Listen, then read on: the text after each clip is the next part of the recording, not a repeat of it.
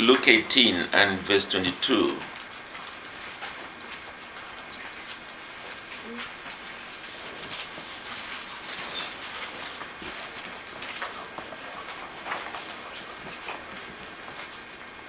We read this little account. Luke 18, verse 22.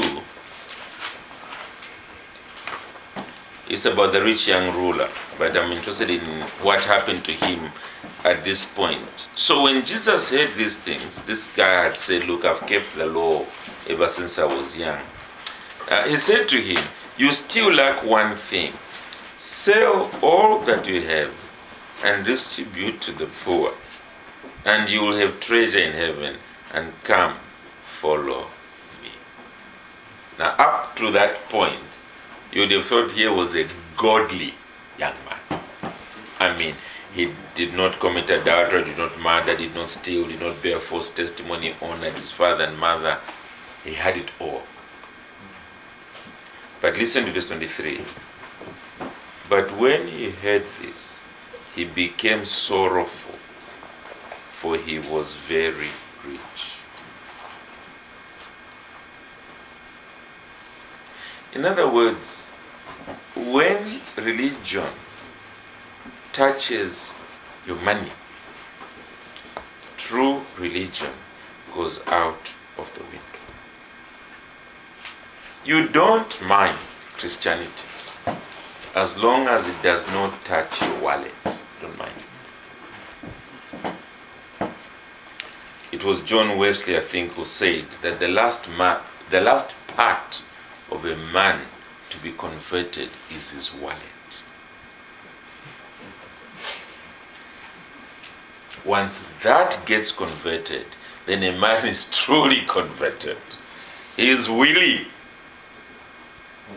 to be in the context of the church, but it shouldn't touch that part, because that's where the rubber hits the road. That's where we see where a person's real love is. That's what made Judas finally betray Jesus. You see, up until Jesus began to talk about dying and going away, I mean, Judas was pretty happy to do it. But when Jesus began to say, look, I'll be handed over to the Gentiles, suffer, finally die, and so on, Judas began to think, no. You know, this thing I'm involved in here, you can end up with nothing. So he leaves all the other disciples, goes and strikes a deal. He needed to end up with something, and sells his own master.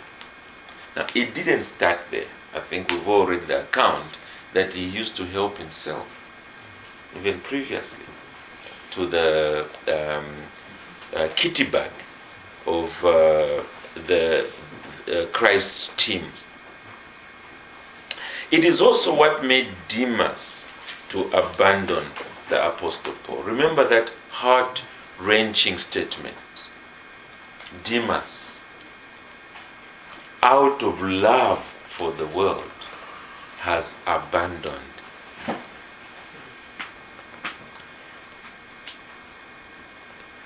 The point is, don't cheat yourself. Materialism doesn't arrive at your front door dressed in a red suit with a red fork in one hand and a tail with an arrow at the back. It doesn't arrive that way. Otherwise, we would all identify it and quickly slam the door on it. Materialism creeps into our lives, slowly takes our love away from the one who alone ought to be loved. In many ways, it's like what they say about cooking a tadpole. that if you throw it into boiling water, it immediately jumps out again. But if you put it in lukewarm water and then just slowly turn on the heat, it sort of enjoys the warmth, not knowing that its muscles are being cooked. And the moment it then tries to jump out, its muscles are too weak. Often materialism is like that. It creeps into your life, slowly making you more and more centered on this life rather than on the life to come.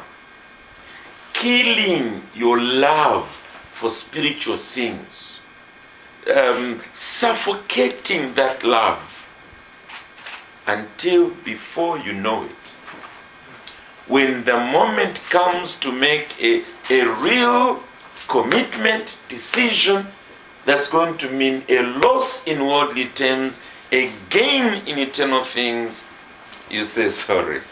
This life is real, guys. Right?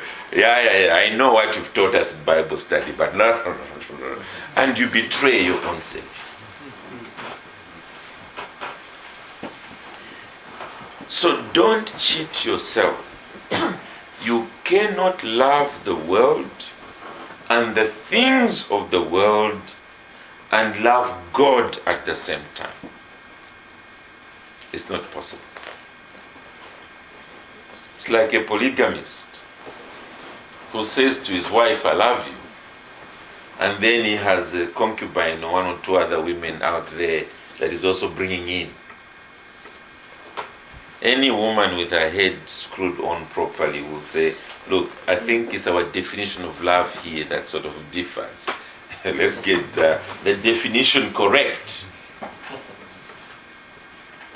Because surely you ought to love but one woman at any one time.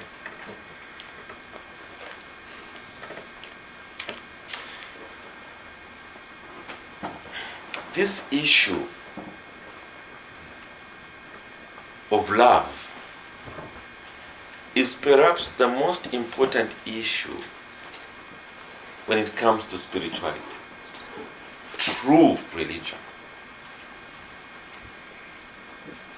The question that Jesus asked Peter, Peter, do you love me? Is a question that all of us, every so often, need to answer from the bottom of our hearts.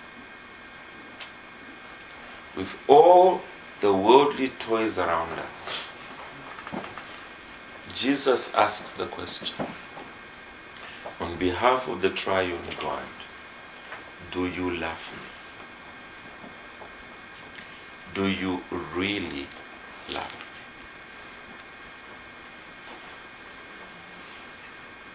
And those of us who are raising children, every so often we will be at those crossroads, and our children will see that we are at a point where the decision that's about to be made is either going to be made based on love for material things or based on love for God. Yes, we go to church, we read our Bibles, we have all that goes with our religion, praying and so on, but they see it. And when they notice the consistency with which you are making decisions that go in the direction of the world rather than of God, your life will speak so loudly they can't hear what you are saying when you're teaching. You can say to them, if you want, many times over, love the Lord Jesus. Love Him. But they are not fools. They can see again and again that your love for the world is higher. And sadly, it is the example of your life that they end up following in due season. So this is Christ's clarion call against this major thief of eternal rewards.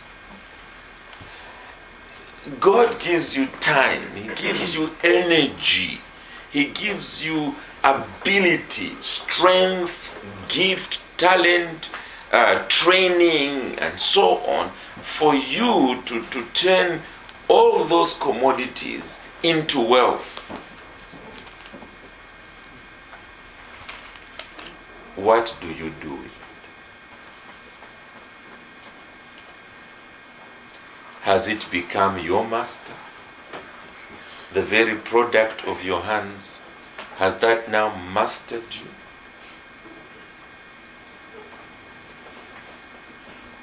Because if it has, it's robbing you of what ought to be yours for all eternity. For all eternity. It's robbing you. And the sooner you realize it, the better. The world and all that is in it is passing away. It's perishing. Only that which is truly done for Christ will last. So then, the message of this passage is pretty clear. Deal now with any inordinate affection in your soul for this world's riches before it deals a death blow to your love for God and leaves you an eternal pauper. Deal with it. May I therefore close by talking about how to deal with it? You may have many answers, but it seems to me the most powerful one is Calvary. It's another love that wins me from this love. Meditate much on the cross of Christ. He left the glories of heaven. He left the wealth that he had and reduced himself to the form of a servant in human likeness. And in that he suffered. From being a baby, he had to be a refugee.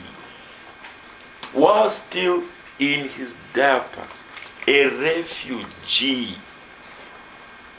Until finally he is nailed to a cruel cross. See with your spiritual eyes the mangled form of the Son of God. Hear his dying groan and ask the question, for whom? For whom is